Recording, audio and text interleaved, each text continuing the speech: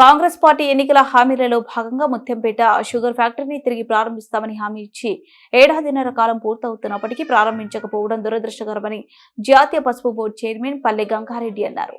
జగిత్యాల జిల్లా మల్లాపూర్ మండల కేంద్రంలోని సోమేశ్వర స్వామి దేవాలయం నుండి ముత్యంపేట షుగర్ ఫ్యాక్టరీ వరకు బీజేపీ మండల అధ్యక్షుడు గోపిడి శ్రీనివాసరెడ్డి ఆధ్వర్యంలో చెలో నిజాం షుగర్ ఫ్యాక్టరీ పేరుతో చేపట్టిన పాదయాత్రకు ఆయన ముఖ్య అతిథిగా పాల్గొని బీజేపీ పార్టీ జెండాను ఊపి పాదయాత్రను ప్రారంభించారు. ఈ కార్యక్రమంలో బీజేపీ నాయకులు కార్యకర్తలు అధిక సంఖ్యలో పాల్గొన్నారు. ఈ సందర్భంగా జాతీయ పాస్పోర్ట్ చైర్మన్ పల్లె గంగారెడ్డి మాట్లాడుతూ కాంగ్రెస్ పార్టీ అధికారంలోకి వస్తే ముత్యంపేట షుగర్ ఫ్యాక్టరీ ప్రారంభిస్తామని రైతులకు ఇచ్చిన హామీ ప్రకారం పునరుద్ధరించాలని డిమాండ్ చేశారు. చెరుకు పంట పండినప్పుడు ముత్యంపేట షుగర్ ఫ్యాక్టరీ పారితలోని రైతులు ఎంతో సంతోషంగా ఉండేవారని అన్నారు. దీని ముఖ్య ఉద్దేశం కేవలం రైతులు ప్రతి ఏ గవర్నమెంట్ వచ్చినా రైతులను ఉద్దేశించి రైతులకు మేలు చేస్తాం, రైతులకు అది చేస్తాం ఇది చేస్తాం అని చెప్పేసి గద్దెనెక్కి కూర్చొని గద్దెనెక్కిన తర్వాత రైతులను పట్టించుకుంటూ లేకుండా అయిపోయారు.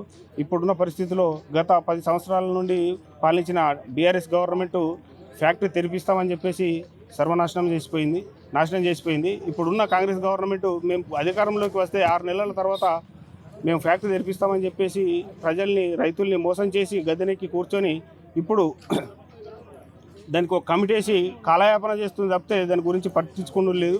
కాబట్టి దాన్ని రైతులను వాడుకొని ఇప్పటి వరకు ఓట్లు వేసుకొని గద్దెనెక్కి కూర్చున్నారు. కానీ 2 సార్లు రైతులు మిమ్మల్ని నాయకుల్ని నమ్మిరు. ఇప్పుడు నమ్మే పరిస్థితి లేదు. రానుక స్థానిక ఎలక్షన్లో ఖచ్చితంగా మీకు బుద్ధి చెప్తారని చెప్పేసి నేను అనుకుంటున్నాను.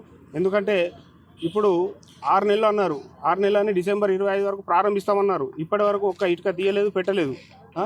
దీన్ని కాలయాపన చేస్తూ ఓట్లు వేయించుకుని మభ్య పెట్టడం తప్పితే దీంట్లో ఏది కూడా చర్య తీసుకోవడం లేదు. కాబట్టి నేను ఈరోజు మా మండలంలో షుగర్ ఫ్యాక్టరీ నా మండలంలో ఉంది కాబట్టి నా మండలం నుంచే ప్రారంభిస్తానని చెప్పేసి లేని పక్షంలో దీన్ని పెద్ద ఎత్తున మా బీజేపీ ఆధ్వర్యంలో ముందస్తు పాదయాత్రలు, రాస్తారోకోలు, ధర్నాలు చేసే ఉద్దేశం తీసుకురావద్దని చెప్పేసి ఈ ముఖ్యంగా మేము కోరుకుంటున్నాను. మీకు ఒకవేళ మీకు చేత కాకపోతే ఎట్లుందో అట్లా ఎటువంటి పరిస్థితిలో ఉన్నా సరే మాతో కాదు అని చెప్పేసి మా నరేంద్ర మోడీ గారికి అప్పచెప్పండి. దాన్ని ఏ రకంగా మా అరవింద్ గారు కానీ మేము కానీ దాన్ని తెరిపించేందుకు కృషి చేస్తామని చెప్పేసి తెలుసుకుంటున్నాను. ఎందుకంటే ఈ రోజుల్లో గత 10 సంవత్సరాల్లో చూసుకుంటే కేంద్రం దాదాపు మూతబడిన 65-66 చక్కెర కర్మాగారాలని స్థాపించింది. ఎగ్జాంపుల్ చూసుకుంటే రామగుండంలో ఎరువుల ఫ్యాక్టరీ, దాన్ని మూతబడిన ఎరువుల ఫ్యాక్టరీని ఈ మధ్యనే స్టార్ట్ చేసి మా నరేంద్ర మోడీ గారి నాయకత్వంలో స్టార్ట్ చేసి చేయడం జరిగింది. అది కేంద్రం కాబట్టి దాన్ని మేము చేసుకున్నాం. ఇది రాష్ట్రం సంబంధించింది కాబట్టి మీతోటి కాకపోతే మాకు అప్పచెప్పండి. మేము తెరిపించాలంటే మీరు ఇవ్వ